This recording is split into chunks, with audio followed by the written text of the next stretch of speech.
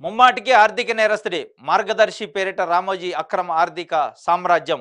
RBI చట్టానికి విరుద్ధంగా డిపాజిట్ల సేకరణ, అవి అక్రమ డిపాజిట్లేనని సుప్రీంకోర్టులో ఆర్బీఐ వెల్లడి. 2006 నాటికే 2600 కోట్ల అక్రమ డిపాజిట్లు. కేసు విచారణలో ఉండగా మరో 2000 కోట్లు. ఆ ముసుగులో భారీగా నల్లధనం దందా. రామోజీ అక్రమాలకు చెక్ పెట్టిన నాటి వైఎస్ఆర్ ప్రభుత్వం అక్రమ డిపాజిట్లు తిరిగి చెల్లించేశామంటూ రాజగురు బుకాయింపు. ఎవరి నుంచి సేకరించారు, ఎవరికి చెల్లించారో మాత్రం చెప్పరట. నగదు రూపంలో డిపాజిట్ల సేకరణ చట్టవిరుద్ధమన్న ఐటీ శాఖ. ఆర్బీఐ స్టేట్మెంట్ నేపథ్యంలో రామోజీకి శిక్షపై సర్వత్రా చర్చ. ఈనాడు పత్రికాధిపతి చెరుకూరి రామోజీరావు ఆర్థిక నేరస్తుడే అన్నది నిగ్గు తేలింది. టీడీపీ అధినేత చంద్రబాబు రాజగురువు రామోజీ ఆర్థిక ఉగ్ర ఉగ్రవాదేనని స్పష్టమైంది. మార్గదర్శి ముసుగులో భారీగా నల్లధనం దందా నిర్వహిస్తున్నారనేది రూఢి అయింది.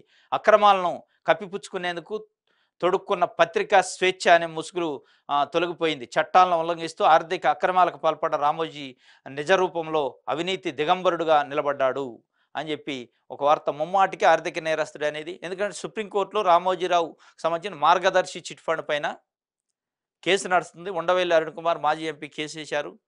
దాంట్లో ఆర్బీఐ స్పష్టంగా సెక్షన్ 45S కింద వ్యతిరేకంగా సెక్షన్ 45S ఏదైతే ఆర్బీఐ చట్టం ప్రకారం ఉందో దానికి వ్యతిరేకంగా నగదు రూపంలో డిపాజిట్లు సేకరించారో అది తప్పు.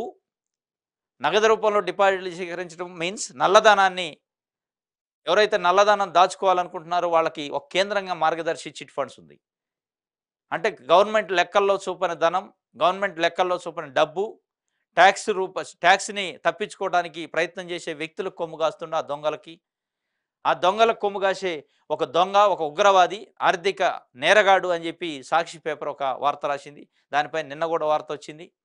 కానీ దీని గురించి ఎక్కడ ఆంధ్రజ్యోతిలో కానీ ఈనాడు పత్రికలో ఎక్కడ వార్త ఉండదు. వాళ్ళు జర్నలిజం విలువలు దాచిపెట్టుకోరు, మొత్తం బయట పెడతాం. నీతి నియమాలు విలువలకు కట్టుబడి ఉన్నాం అనేటోళ్ళు మరి ఆర్థిక నేరస్తులే తప్పనిసరిగా. ఎందుకంటే 2600 కోట్లు 2006 సంవత్సరానికే నగదు రూపంలో సేకరించిన డిపాజిట్లు.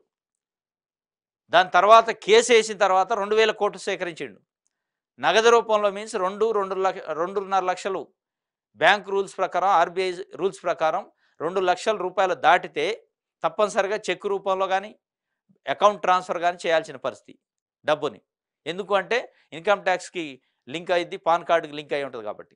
ఐటీని తప్పించుకోవడానికి ఇట్లాంటి వ్యక్తులు నగదు రూపంలో కోట్ల రూపాయలు, 2600 కోట్లు ఒకటి, 2000 కోట్లు ఒకటి, అంటే 4600 కోట్ల రూపాయలని నగదు రూపంలో నువ్వు సేకరించినవు అంటే నీ దొంగ పనులు, నీ ఆర్థిక నేరం ఏ స్థాయిలో ఉందో, మీ విలువలు, దానికి మళ్ళీ పత్రికా స్వేచ్ఛ అనే ఒక ముసుగు వేసుకొని మీరు ఇవన్నీ దొంగ పనులు చేస్తున్నారు.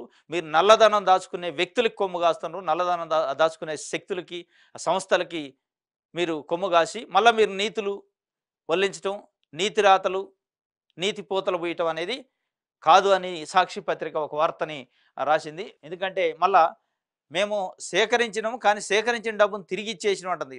ఇక్కడ సేకరించినవు మళ్ళీ తిరిగి ఇచ్చేసిన సమస్య కాదు, సేకరించిన తప్పు. అసలు ఎవరి నుంచి సేకరించినవు? నగదు రూపంలో డిపాజిట్లు, నీకు డిపాజిట్ చేసిన వ్యక్తుల పేర్లేంది, సంస్థల పేర్లేంది, మళ్ళీ ఎవరికి చెల్లించినవు, ఆ చెల్లించిన వ్యక్తుల పేర్లేంది, సంస్థల పేర్లేంది అని బయట పెడితే ఎంతమంది దొంగలు ఉన్నారు, ఎంతమంది ట్యాక్స్ తప్పించుకోవడానికి వాళ్ళ నల్లధనాన్ని నీ మార్గదర్శి అనే సంస్థలో పెట్టుబడులు పెట్టారు, మార్గదర్శి అనే సంస్థలో డిపాజిట్ చేశారు, వాళ్ళ దొంగ సొమ్ము కాపలాగా నువ్వు ఎట్లున్నావు అనే విషయాలు బయటపడతాయి తప్ప నేను చేతులు దులుపుకుంటే కుదరదు. నేను దొంగతనం చేసినా కానీ మళ్ళీ వాళ్ళకి ఇచ్చేసిన పైసలు అంటే కుదరదు. నువ్వు చేసిన దొంగతనం ఇద్దరు వ్యక్తుల మధ్య, 2 సంస్థల మధ్య కాదు, ఒక ప్రభుత్వాన్నే డోకా చేసినావు. కేంద్ర అంటే ఆర్థిక శాఖని, ఐటీ శాఖని తప్పుదోవ పట్టించినావు, అబద్ధాలాడిను, ఐటీ శాఖ దొరకకుండా తప్పించుకునే దొంగలకు కొమ్ము కాసినావు అన్నట్టు. దీన్ని బట్టి అనేది అర్థమవుతుంది స్పష్టంగా. నువ్వు నల్లధనాన్ని దాచుకునే వ్యక్తులకి నగదు రూపంలో తెచ్చి, అంటే ఎట్లా, ఎక్కడ ఆన్లైన్ రికార్డు కాకుండా నగదు రూపంలో తెచ్చిన డబ్బును నువ్వు జమ చేసుకున్నావు అంటేనే నువ్వు దొంగలకు సద్దులు మోతున్నట్టు.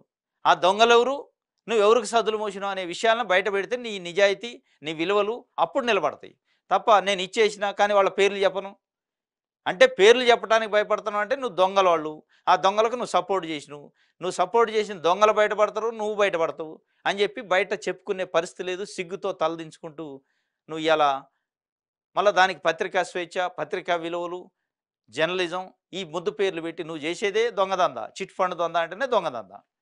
చిట్ ఫండ్ సంస్థ చేసుకుంటూ మళ్ళీ ఒకవైపు పేపర్ అంటావు, ఒకవైపు నువ్వు సాహిత్యం అంటావు, ఒకవైపు తెలుగును బతికియాలంటావు.